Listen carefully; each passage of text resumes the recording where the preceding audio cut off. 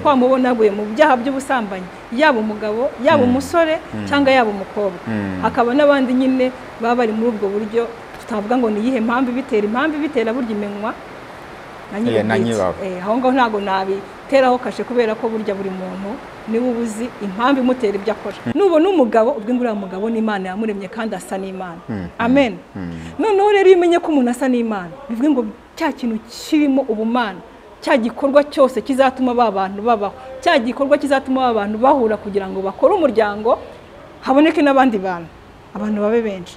Ugomba kugishyiramo Imana mu bintu byawe, noneho cyane cyane by'umuryango ugomba kubishyiramo Imana. Nubwo tubonye abantu bashyize Imana mu bintu byabo bigasenyuka, ntago twabreminga Imana ngo natumye bisenyuka. Oya, ni abantu bashyize Imana mu byabo, ariko kubera ko mwisi ntago ari paradiso. Ntago ari paradiso. Oya, mwisi yabamo ibintu byinshi bitandukanye. Tuvuge niba umusore ari umusore, hari ibintu byinshi bitandukanye ahura nabyo. N'umukobwa niba ari umukobwa, hari ibintu byinshi bitandukanye ahura nabyo. Ba bantu nibahura, wa mugabo n'umugore bagahura, bya bintu bitandukanye bahuraga nabyo umwe ku ruhande rwe n'undi byahuraga nabyo ku ruhande rwe, bazabifata babishyire hamwe kiba ikintu kimwe. Tuzi neza ko iyo umugabo n'umugore bahuye, iyo bamaze gushakana, ngo bombi babumwe bakabakaramata.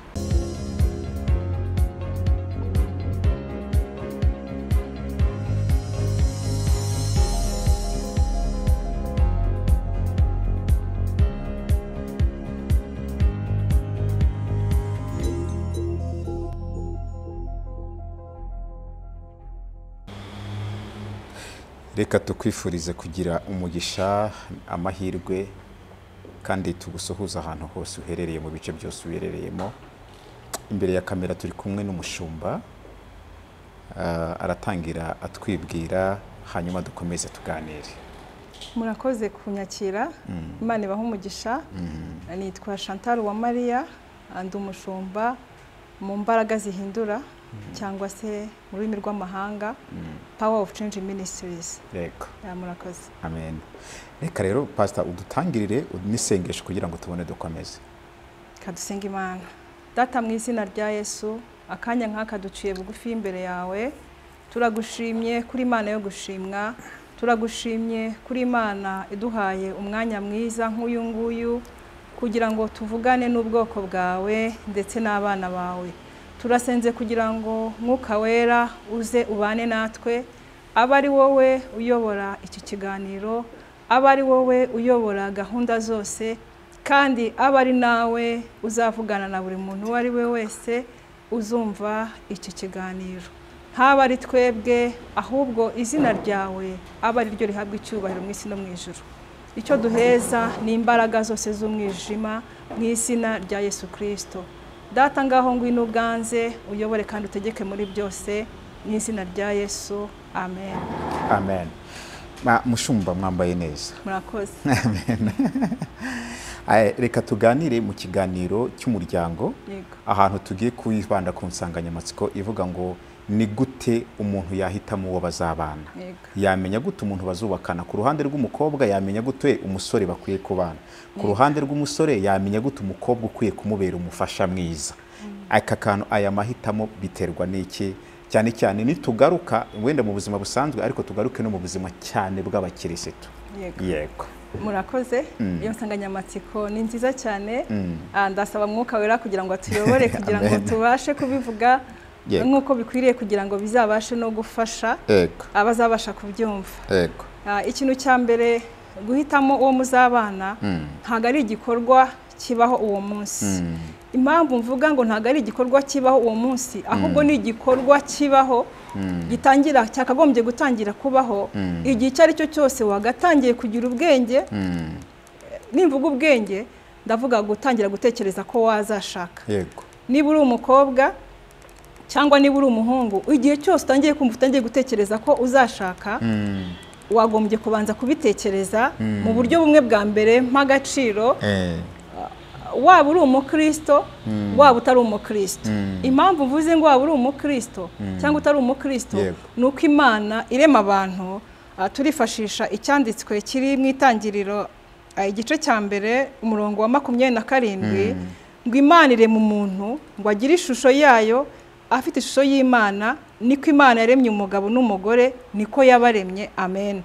Imana niyo yaremye umugabo. Iyo dutangiye mu itangiriro, haraho tujya tugasanga Imana yafashe umugabo iramusinziriza, imaze kumusinziriza muri wa mugabo ikuramo urubavu. Ubwo ni mu buryo bwa Bibiliya.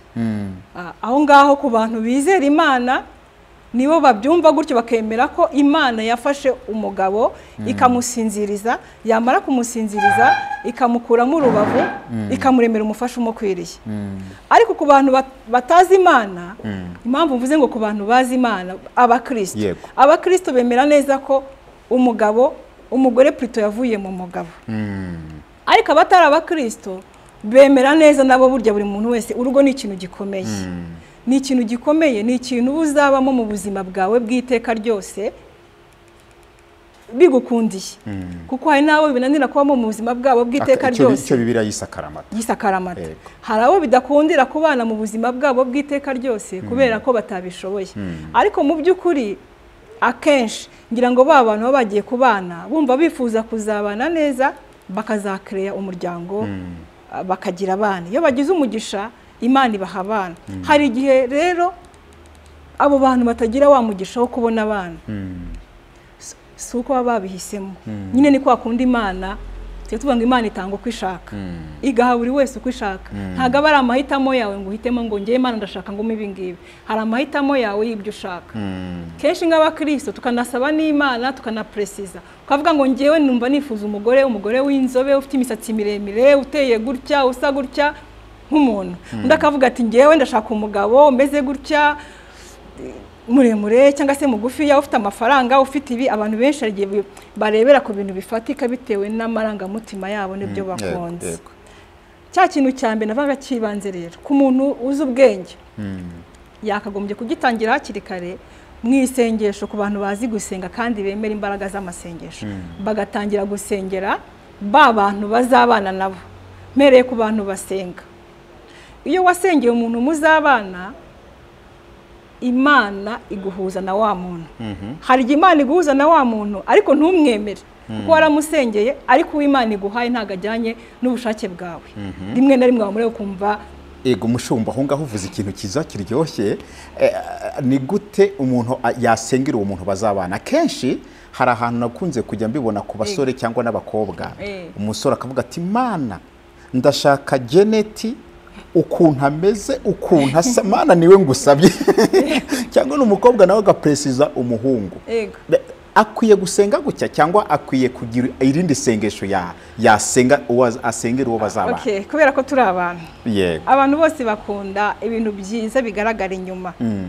Nyine muri kamere muntu ko turi abantu, hari ibyo dukunda. Wowe Dani hari ibyo ukunda, uvuga ngo ngiye nkunda ibimeze gutya, nkunda amabara asa gutya. Duhere ku mabara. Niba ukunda amabara wenda y'umutuku cyangwa y'umweru, nujya gusaba, nusabura presi uvuge ngo ngenda ndashaka n'ibara risa gutya. Ntekereza rero mu buryo bwo gusenga, utangiye ugapresi ukavuga ngo ngenda ndashaka, Mana ndifuza ko uzamo umudamu umeze gutya, ibi ukabidetaya byose, ibyo ushaka byose. Wowe urabifata, ni umushinga uba uteguye, ukawujyana imbere y'Imana. Urumva? Iyo uteguye umushinga rero ukawujyana ugiye gusaba support, wowe utegura umushinga ukagenda ukawudepoza ahantu. Umuterankunga cyangwa abaterankunga barebye wa mushinga, bivanye n'ubushobozi bafite cyangwa n'uburyo wa mushinga wawe wawize n'uburyo uzagenda, iyo bagiye kugutera inkunga, batera inkunga bakurikije wa mushinga werekanye ibyo uzasaba. Niyo bataguhaye ibyo wari ukeneye byose, iyo umushinga wawe wemewe, nimba wasabye wenda 100% bashaka kudaguha 100%, ariko bakaguha wenda nka 80% cyangwa 90%, bya 10% risigaye cyangwa 20% akaba ari uruhare rwawe, kubera ko wagiye gusaba, ntago ari wewe wiha. N'umuntu rero yasaba Imana, uyisaba ibyo ushaka. Imana igiye kuguha kubera ko Imana ari data. Ndi kuvuga kuri ba bantu b'abakristo, kubera ko Imana ari data. Umubyeyi igihe cyo cyose amenya ibyo umwana wakeneye kandi bizamugirira akamaro. Niyo umwana atabona ko bya bindi umubyeyi agiye kumuha bizamugirira akamaro, umubyeyi we kubera ko areba kuri, abana bareba hafi, akumva bamukorera ibintu bishashagena bya bindi, mbese areba kumva ati biraryoshye ndabishaka, mbese ukamukorera ibyo yumva ashaka. Ariko umubyeyi kubera za mpungenge z'ababyeyi, ababyeyi bareba kuri, ubuzima busanzwe. Aravuga ati uyu mwana rero nkurikije ukuntu ateye, nimuhaye amafaranga yose nkamuhera icyarimwe yuzuye, nimara kubimuha azabipfusha ubusa, ntazamenya agaciro k'ibyo namuhaye. Akavuga ati reka muhe 80%, 20 rube uruhare rwe. Sinzi niba uri kubyumva. Niko rero n'Imana igihe abantu bayisabye, niko Imana ijya itegura umushinga w'urugo. Impamvu mbivuze gutyo, njyewe nagize umugisha, nashatse nkiri mutoya, n'umugisha, kuko ibintu byose burya urugo n'umugisha, urubyaro n'umugisha, ntago ari amahitamo yawe. Nubwo hari igihe wihitiramo, ariko Imana ibiri inyuma ya bya bintu, kubera ko hari ibintu Imana yitaho. Imana yita ku muryango. Impamvu Imana yita ku muryango niko wa muryango niwo uzavamo babana Imana izakoresha. Bivuga ngo ikintu cyitwa umuryango icyo ari cyo cyose, waba wabishakaga waba utabishakaga, Imana ibinyuma ya cya kintu, kubera ko hari inyungu Imana ifite muri wa mushinga, Imana ikawushyigikira. Impamvu uvuga ngo ngiye n'amahirwe, igihe nashakiye ntaramenya gusenga, ngo ngo ndasengera urugo, ngo ndasengera aho wararambagijwe gusa, ntago nabisengeshe. N'ubuntu Imana yangiriye, kubera ko icyo kora ikintu najyaga mpresize, hari umubare, hari abana numvaga nsaba Imana, nkumva hari abana nshaka umubare runaka. Ibyo numvaga mvuga ngo Mana, ngo nzabyara abakobwa banaba, abahungu banaba, nkumva byo ngomba kubisaba Imana. Dore kubera ko Imana mu mushinga w'Imana yarizi neza ko hari abana runaka cyangwa hari umugabo izamu, byo yarabikoze. Maze kubikora nanjye noneho nk'umuntu umaze gukura, nk'umuntu umaze kumenya Imana, kuko igihe cyose burya abantu bose benshi bazi Imana mu buryo butandukanye. Impamvu uvuga ngo abantu bazi Imana mu buryo butandukanye nuko Abanyarwanda benshi ni abakristo. Yego. N'abatari abakristo ndavuga ngo nagiye ngira n'umugisha wo kubana n'abamizirima. Wenda navuga ngo abakristo, abamizirima nabo ndabazi kuko naturanye nabo, ngira n'inshuti zabo. Nabo ndabizi kuko nabo mu myemerere yabo n'imyizerere yabo, nabo Imana ishyigikira umuryango. N'Abadiventiste yewe nuko, amadini yose, mbese abantu bose bazi ko Imana. Turagaruka muri cya cyanditswe twasomye hano cyo mu Itangiriro, ngo Imana yaremye umuntu mu ishusho yayo, umugabo n'umugore niko yabaremye. Bivuge ngo yaba umugore yaremwe mu ishusho y'Imana, yaba umugabo yaremwe mu ishusho y'Imana. Niba rero baba Imana yaremye mu ishusho yayo, baba Imana irabakurikirana, baba Imana ibaba hafi n'ibibavuyemo, kubera ko mu mugabo no mu mugore niho havamo undi muntu, ukavamo umwana. Sibyo? Iyo havuyemo umwana rero, wa mwana iyo ageze igihe cyo gukura, akagira igihe cyo gushaka, Imana ibiri hafi ya babana. Sinzi niba uri kubyumva neza. Imana ibiri hafi ya babantu kugira ngo imenye icyo bashaka. Iyo umaze gukura rero, uri umukobwa, uri n'umusore, ugeze mu gihe cyo gushaka, twemeranya neza ko nk'abakristo, ndibanda ku bakristo kubera ko turi kuganira nk'abakristo, ariko n'abantu bazumva ikiganiro atari abakristo. Mvuze ku bakristo, ku mukristo cyangwa no ku muntu usanzwe, ubwo ndasubira inyuma kera tutari abakristo nyabyo, kuko dushaka kugira Imana tukavukira mu miryango y'abakristo, ariko hari n'abantu bavukira mu miryango itari abakristo. Hari abantu bavukira mu miryango idasenga, ariko nyuma bakazasenga, bakazabona ubwiza bw'Imana. Niyo mpamvu ndi gufata kuri za mpande zombi. Wa muntu wavukiye mu muryango rero usenga, muri we mu myizerere ye no mu myumvire ye, abazi ko ikintu cyose agiye gukora Imana iri hejuru yabyo, ku buryo kenshi nubwo tudasenga ku rugero rungana, ikintu umuntu agiye gukora uzi Imana, aravuga ngo Mana, ndagusaba ibi bintu ngiye kubamo ubimfashemo. Njya numva bavuga ngo n'abajuru iyo bagiye kwiba ngo nabo ngo barasenga ngo Imana ibafashe. Ntago byo mbizi, ntago ni naho n'umushura ngo tuganire nawe menye niba ko ibyo bintu ari ukuri. Ariko njya numva abantu babivuga ngo buriya n'abajuru iyo bagiye kwiba ngo baravuga ngo Mana ngo mfashe ntibamfate yewe. Ntago mbizi, ariko bivuge ngo aba bantu bose bazi ko Imana iri hejuru ya byose. Ndigarukira kuri ba bantu bagiye gushakana, yaba umukristo yaba utari umukristo. Niba ugeze mu gihe cyo gushaka, bwira Imana ngo Mana, ndagusabye bari wowe unyobora muri iki gikorwa ngiye gukora cyo kugira ngo menye umuntu tuzabana, twubakana urugo, dukora umuryango.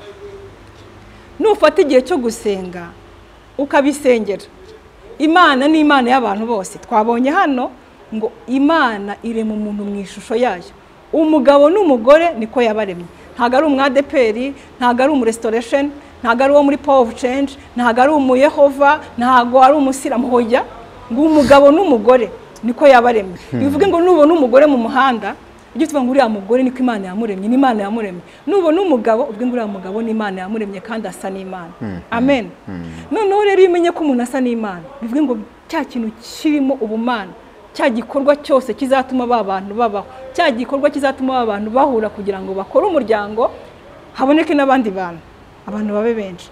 Ugomba kugishyiramo Imana mu bintu byawe, noneho cyane cyane by'umuryango ugomba kubishyiramo Imana. Nubwo tubonye abantu bashyize Imana mu bintu byabo bigasenyuka, ntago twabreminga Imana ngo yatumye bisenyuka. Oya, ni ba bantu bashyize Imana mu byabo, ariko kubera ko mwisi ntago ari paradiso, ntago ari paradiso. Oya, mwisi yabamo ibintu byinshi bitandukanye. Tuvuge niba umusore ari umusore, hari ibintu byinshi bitandukanye ahura nabyo. N'umukobwa niba ari umukobwa, hari ibintu byinshi bitandukanye ahura nabyo. Ba bantu nibahura, wa mugabo n'umugore bagahura, bya bintu bitandukanye bahuraga nabyo umwe ku ruhande rwe n'undi byahuraga nabyo ku ruhande rwe, bazabifata babishyire hamwe kibi ikintu kimwe. Tuzi neza ko iyo umugabo n'umugore bahuye, iyo bamaze gushakana, ngo bombi babumwe bakabakaramata. Ikintu cy'akaramata mbese ni cya kindi cyomatanye gifatanye gutya, kidakuka n'ikindi. Bivuze neza cyane.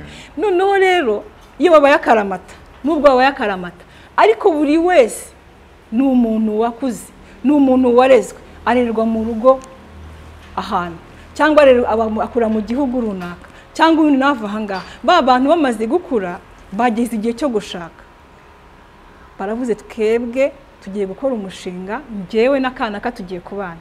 Nubwo mugiye kubana, ariko imico yanyu n'imitekerereze yanyu ni ibintu bibiri bitandukanye bihabanye. Aho hantu pastor tararenga. Yego.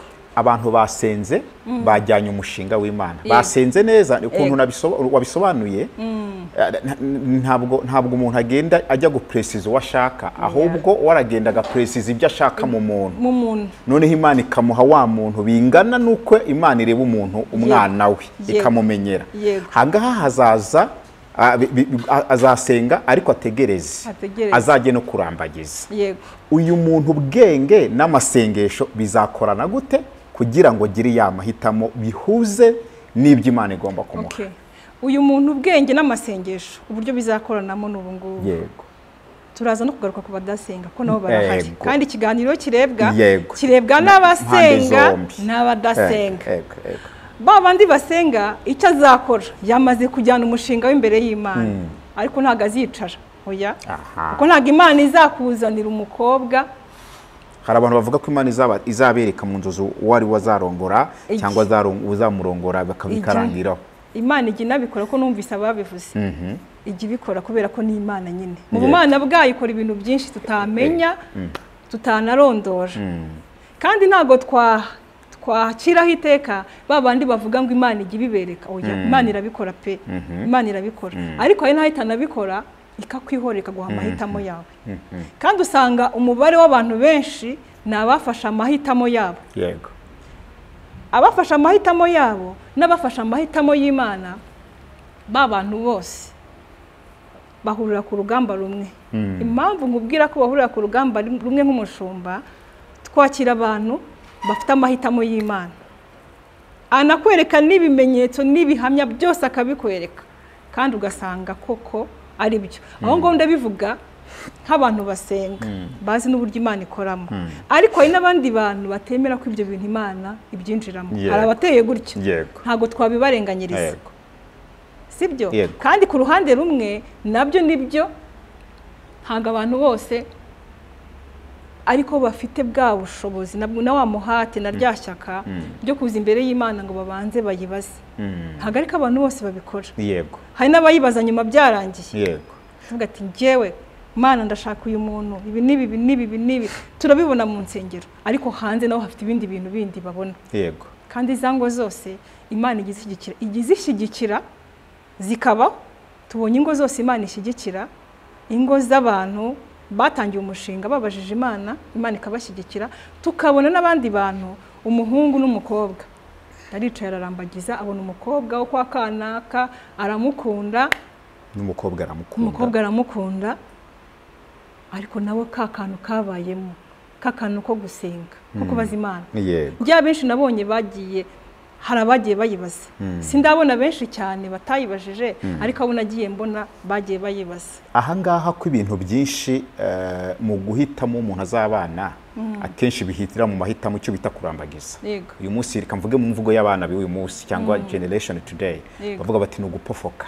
Icyo nta nubwo nyizi, ntabwo ibyo bitera imenge mbikoresha, narabyirinze kugira ngo bitazamfata. Yego.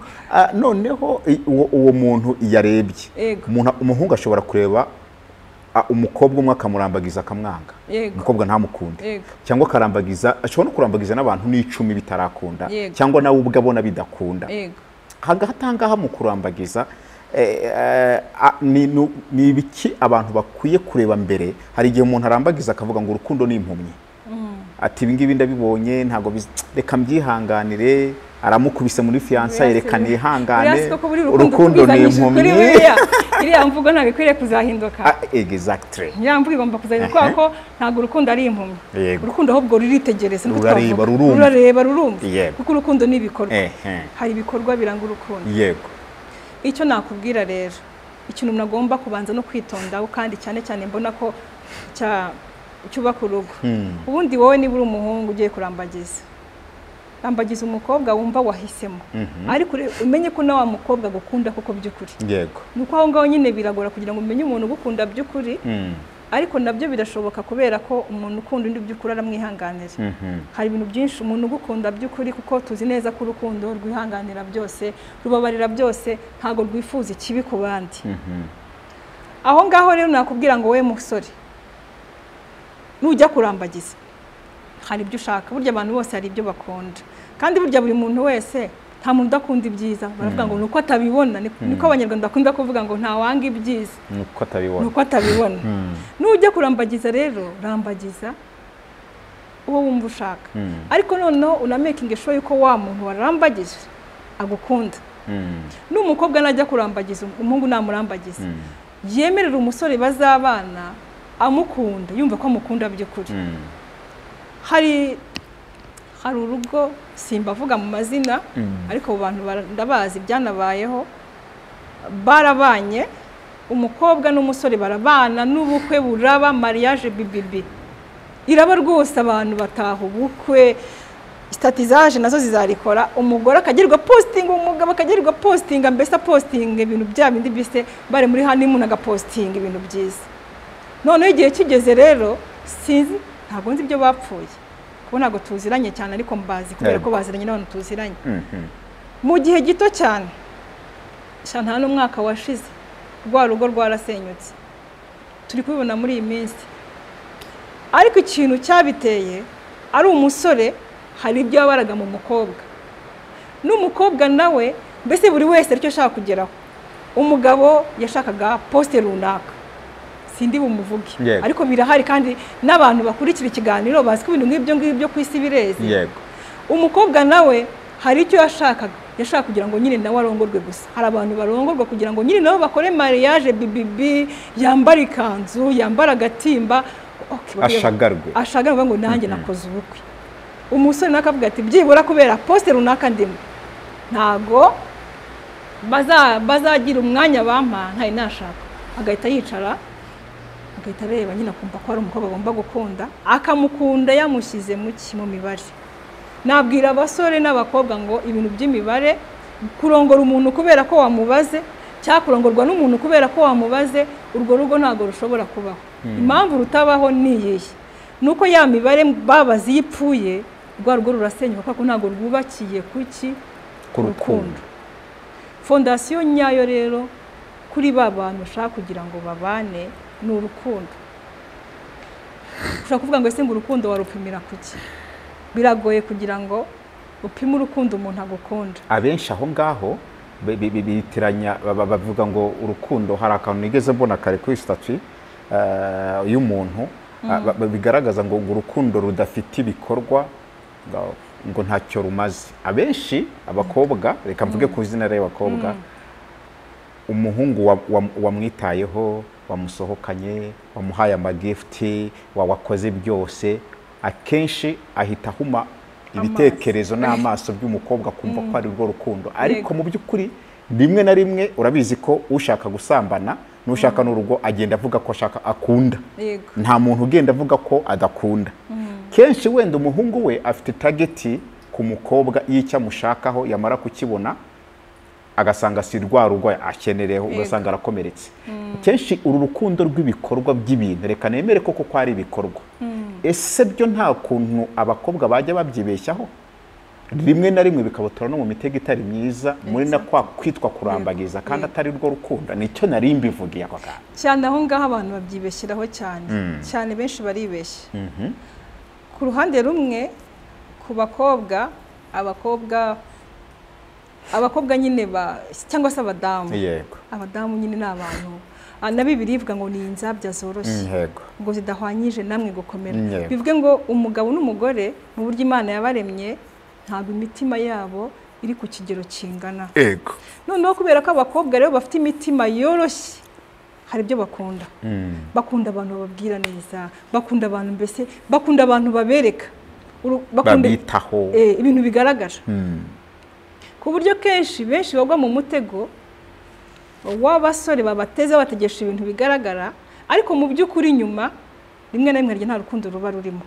Noneho bya bintu babahaye rimwe na rimwe bikabahuma amaso, bakagendera ku byo bareba, ariko ntabwo bazi ikiri inyuma ya bya bindi ikibihishe. Kera bajyaga bavuga ngo abasore iyo bashaka kugira ngo barabashake ngo baza mu rusengero bakaza gushakamo abakobwa, akaba azi ko mu rusengero harimo abakobwa beza, harimo abakobwa biyubashye, bubaha Imana. Noneho umuntu akava hanze yenda nta nubwo akijijwe, ariko hari ikintu afite amafaranga, wenda n'urugero, kuko abakobwa benshi barebera ku bifatika, kandi ibintu bifatika ntabwo twabarenganya. Burya kubaho neza ni byiza, nta muntu byanga. Ubaye mu rugo rufite amafaranga rwose ariko harimo n'urukundo, uba ugize umugisha. Ugize umugisha kubera ko urukundo urarubona, ibyo ushaka urabibona. Ariko abakobwa benshi bagwa mu mutego wo gukurikira bya bintu, bagakurikira ibintu, noneho bagasanga bya bindi bashatse nta bihari, na rwa rukundo nta ruhari.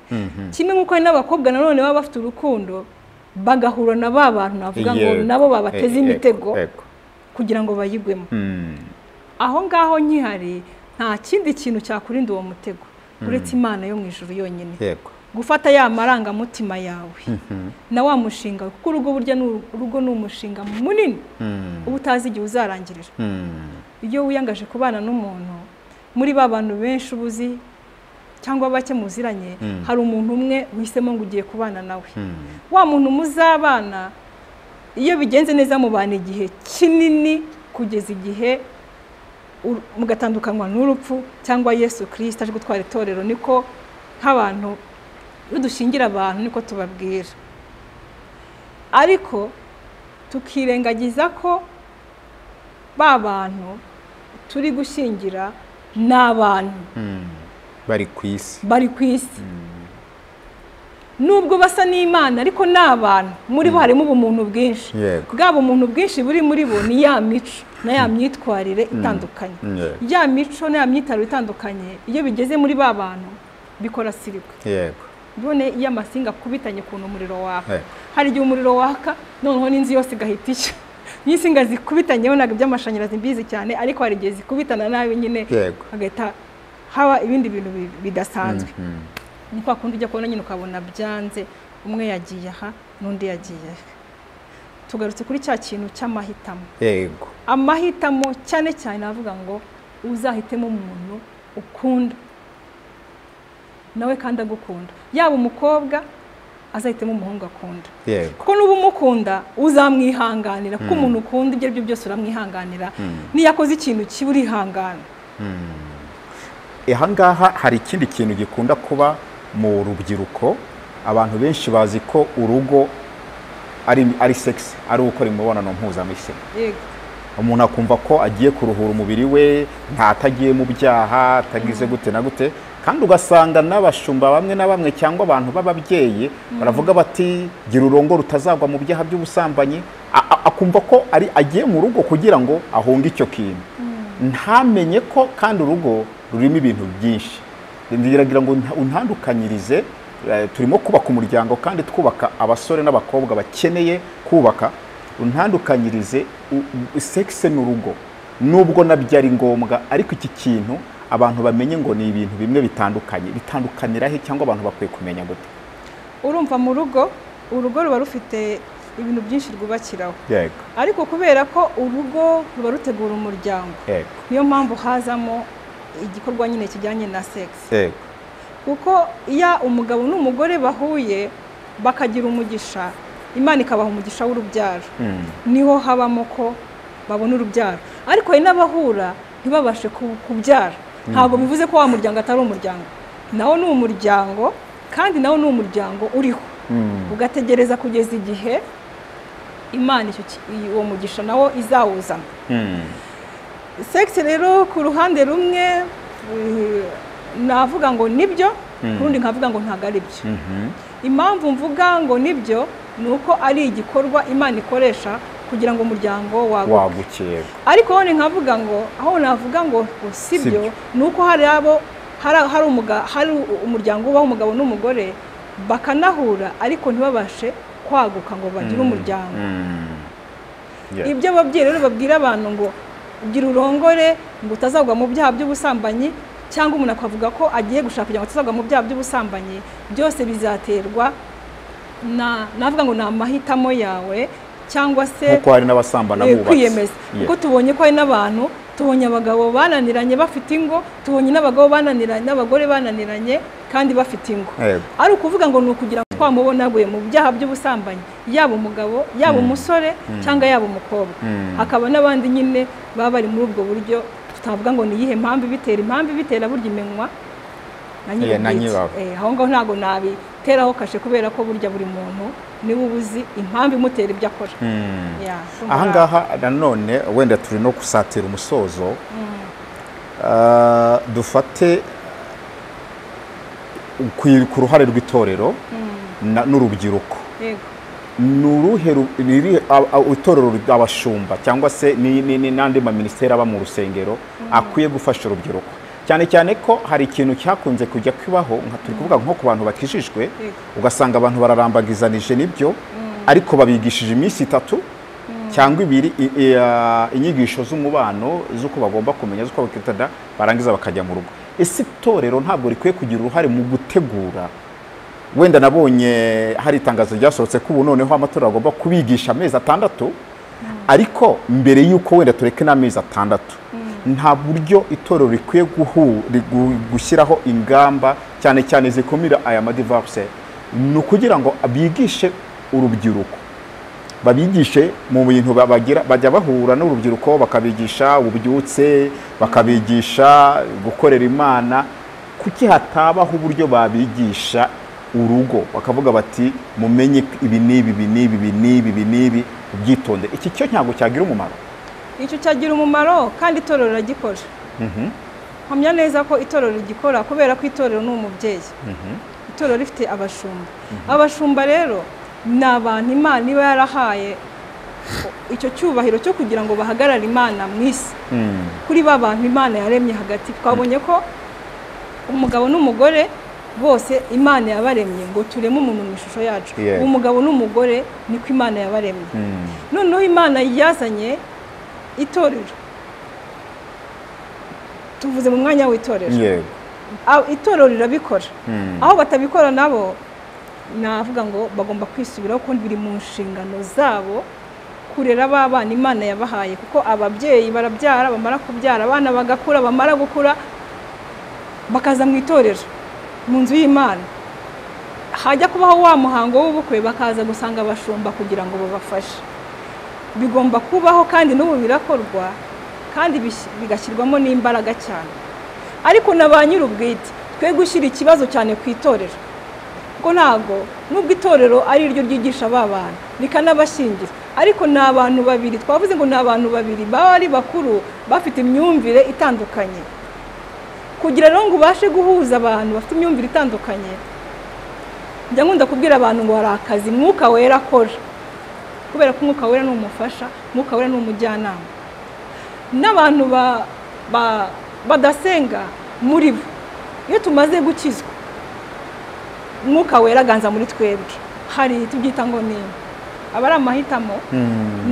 Na kera tutarakizwa twari dufite ukuntu ujya gukora nk'ikintu ukumva umutima ngo hoya iki kintu kireke wigikora, wakwanga kumvira rya jwi ryakubujije cya kintu wagikora kikakubera kibi cyangwa ugasigara ukicuza.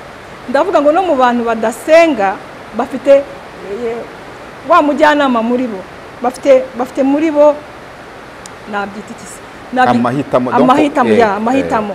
Bafitemo amahitamo meza, bafitemo n'amahitamo mabi. Nababwira ngo rero ku bintu bijyanye no gushaka cyangwa bijyanye n'urugo bajye bakurikiza amahitamo meza, ko amahitamo meza arahari n'amahitamo mabi arahari. Iyo uhisemo neza ibintu byawe byose bigenda neza, ariko iyo uhisemo nabi ibintu byawe byose burya bigenda nabi. Nubwo hari ubwo ibintu bigenda nabi kubera ko abantu bazi ko babyihitiyemo bagapfa gipfura. Nk'Abanyarwanda dukunda kuvuga nyine dukunda ubupfura, tugapfa gipfura nyine ugapfiramo, ariko muri wowe uba uzi neza ko cya kintu kibi wahisemo cyakuzaniye ingaruka mu buzima bwawe. Ndagaruka ku kintu cyitwa kugira ngo Imana iha abantu umutima ukomeye wo kwihangana by'ubumana. Niyo ngo kwihangana by'ubumana, kwihangana by'ubumuntu byo bigiraho bigarukira.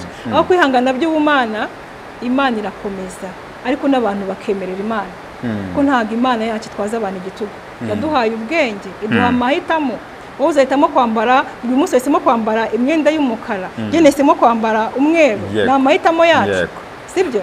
Noneho rero muri aya mahitamo Imana yaduhaye, reka tujye tuyakoresha neza, kandi twemere noneho niba uri umukristo wemerere Mwuka Wera kuyobora.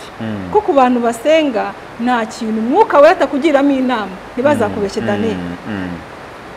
Ahubwo noneho wowe uhitiramo ibikubereye byiza muri ako kanya, ukanenera ijwi ry'Umwuka Wera. Ngo ntabwo ibi ngibi ngiye mbishaka, wabiretse niwe ntabwo mbishaka ndashaka ibi. Guhitamo kwawe wahisemo ibi ngibi, nugera hari imbere rero hari ahantu uzagera ujye ubona ko ya mahitamo yawe wenda wahisemo nawe. Nugira na hariya nawe guti ya mahitamo yanjye nahisemo neza, nubwo wenda hari ibintu ndi guhura nabyo, ariko hari ibyo uzabasha kuramira. Nunahitamo nabi nanone hari ibyo uzagira gute, hari ibyo uzasenya. Aho ngaho rero navuga ngo abantu bose abemera Imana, bizera Imana, bajye basaba Imana ibayobore kandi bemerere Mwuka Wera mu gikorwa cyose bagiye gukora, abayobore bamwemerere nubwo byaba bigoye. Kandi nawe ni amahitamo yabo, nibemerera none amarangamutima yabo guhitamo uko bikwiriye nabyo birashoboka. Ariko Imana dushyize imbere ibintu bibiri, ikibi n'ikiza, itwemerera kugira gute, kwihitiramo. Amahitamo n'ayawe rero, ariko cyane cyane icyo nagusaba ni ukugira ngo usabe Imana muri cya gikorwa ugiye gukora, Imana ikuyobore. Nuyemera ko kuyobora bizagenda neza. Naho bitagenda neza nk'uko ubishaka, ariko ugaruka imbere y'Imana ukavuga Imana, dore bya bintu ngarutse imbere yawe, ngaho mfasha. Birakorohera kuza gusaba Imana kugufasha mu kintu wahisemo. Bikanakuvuna kuza gusaba Imana ngo igufashe mu kintu wabaye kontre y'ubushake bwayo, wabaye mbese wigiremo amahitamo yawe, kikugonze cyane mu mutima wawe, tuvuga ngo Mana we ninjye wabyihitiyemo, akomfasha. Ariko bivuga ngo Mana ni wowe mbese ni wowe nubashye. Niba narakubashye rero Mana ndwanirira, biroroha cyane. Urumva ariko nakubwira, sinzi niba ibisubizo ngo haye bikunyuze. Yego. Reka Pastor, reka tugushimire ku nama mu biganiro byiza uhaye umuryango, cyane cyane abajene, abakobwa, abasore bitegura kuzubaka. Reka wenda tuvuge gutya, twamaze kumva mu kiganiro ko kubasenga dukwiye gusenga tukabaza Imana, tukayoboza Imana inzira n'amahitamo n'ubwenge, kandi twongeye kumva ko n'ukudasenga afite amahitamo ye. Ikintu gikomeye, urukundo si impumyi, rurareba, rurabona, hari ibitagenda ukamuntu akabireka, kandi byongeye tukagira intwaro yo kwihangana. Gushomba, reka tugushimire umwanya wawe waduhaye. Murakoze cyane Imana bamugisha. Turongere rero tubasabe dusoreze n'isengesho. Yego. Kadusenge. Data mu izina rya Yesu, tugushimiye aka kanya keza waduhaye ko kubana n'abantu bawe muri iki kiganiro. ndasenze kugira ngo mwami iri jambo twaganiriye ndetse n'izi nama zose uzibe inyuma data mwiza, kubera ko ni wowe wenyine ubasha kuyobora umuntu mu kijyanye no gushaka. Abantu iyo biyoboye kenshi biyobora nabi, ariko data mwiza iyo uyoboye abantu ubana nabo. Ndasenze kugira ngo ugirire neza abasore, ugirire neza abakobwa bitegura gushaka mwami, ubashyigikire, ubagirire neza, ubayobore. Kandi data turasenze kugira ngo n'ingo zamaze kubakwa mwami, iziri kunyeganyega wongere uzikomeze uzubake, kubera ko Kristo niwe rufatira abantu bubakaho ntibanyeganyezwe. Ndasenze kandi kugira ngo nizamaze gusenyuka, kuko hari ingo zasenyutse, dusengeye abo bantu mwami, imitima yabo irakomeretse, imitima yabo irababaye. Mwami niwe wenyine ubasha komora ibikomere by'abantu. Ndasenze kugira ngo ubomore, kandi mwami mwiza ababasha kuba basubirana wongere ubasubiranye, kubera kuri Imana igitanga yandi mahirwe. Uzi buri muntu wari we wese mwami, kandi ukamenya ikimukwiriye. Abatabasha gusubirana nabo mwami wongere ubahe yandi mahirwe, wongere ububakire, kubera kuri Imana ikunda umuryango. Turagushimye rero data mwiza, komeza kugira neza ubwoko bwawe, kandi ufashe buri muntu wari we wese uzumva iki kiganiro cy'umuryango, uzamushyigikire kugira ngo mwami iki kiganiro kimubere umusingi mu mahitamo ye. Dukubise hasi imbaraga zose z'umwijima zirwanya imiryango mu izina rya Yesu. Ngaho data mwiza, ganza, uyobore kandi utegeke, icyubahiro ni cyawe mu isi no mu ijuru. Amen.